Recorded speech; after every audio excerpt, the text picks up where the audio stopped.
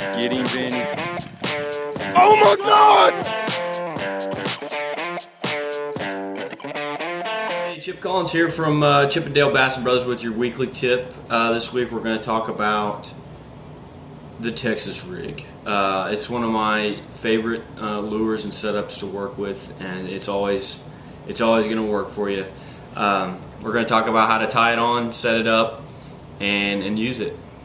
The Texas rig. Alright, so the first step of setting up your Texas rig is your weight. You want to put that on first. What I always use, and I don't ever use anything bigger, is this 1/4 ounce or 1/8 of an ounce weight, lead weight, and that goes on first. You want to go in from this end and put it on your line, and it goes on. Alright, so we've got the weight on, and the next step to tying the Texas rig is going to be tying the actual line to the hook. You got your weight on there, so you get your line out. You're going to put it through the eyelet of the hook right there. So what I like to use is about a number 4 Gamakatsu hook. Works like a charm every time. So you take your hook, you go through the eyelet of the hook. This is going to represent the eyelet of the hook on a larger scale, and this is going to be your braided line. You go one through the eyelet of the hook. You pull a pretty significant amount there, so you take it from there and you just start wrapping it around the main portion of the line here.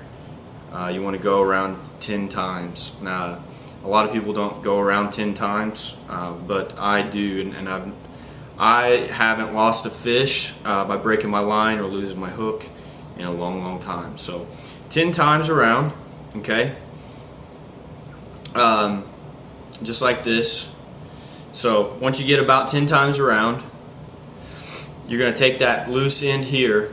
Now this loose end right here that you just looped around, and you go back down through the bottom where that little loop is, and you're gonna put it right through it, okay. And then now you got this big loop here. You're gonna bring it all back through here, all right. And it's slowly gonna start to, you just pull it down, and it just snugs all the way to the bottom. You pull in the slack a little bit, and there's your knot, and it's not gonna come off.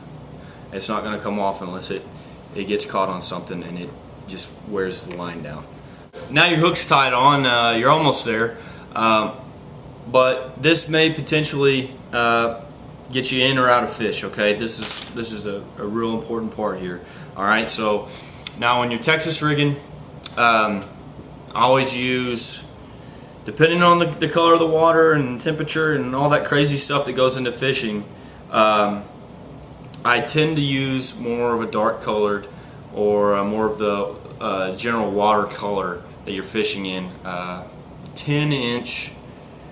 8 to 10 inch rubber worm. Okay, so it's gotta have a tail on it. Okay, so how you're gonna put this worm on the hook that you've already tied on? You start at the head. Obviously, you go in about, I would say, somewhere between 1/4 and 1/2 inch. Okay, right in the head. And then you just pull it on through, okay, just like that. Alright, so then you snug that all the way down, and you kind of turn it back around like this, okay.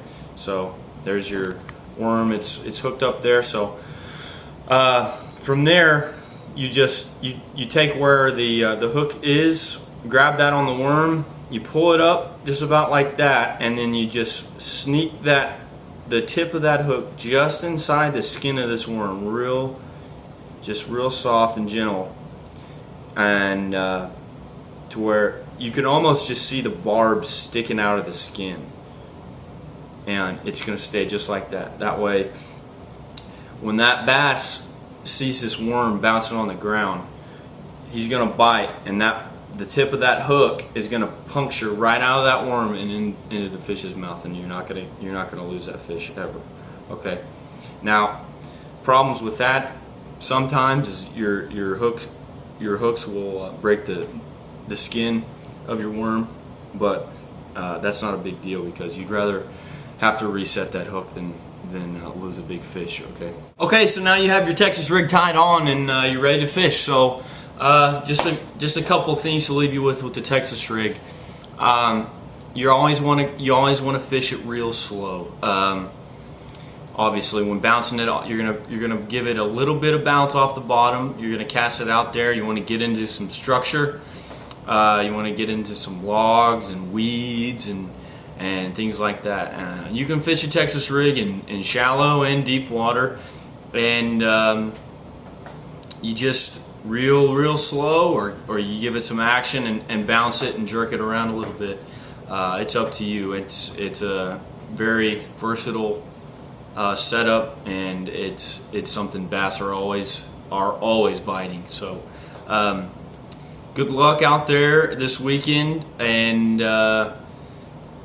hope to see you next week. Chippendale Bassin Brothers for the tip of the week next week, given to you by Dale himself. All right, good luck out there.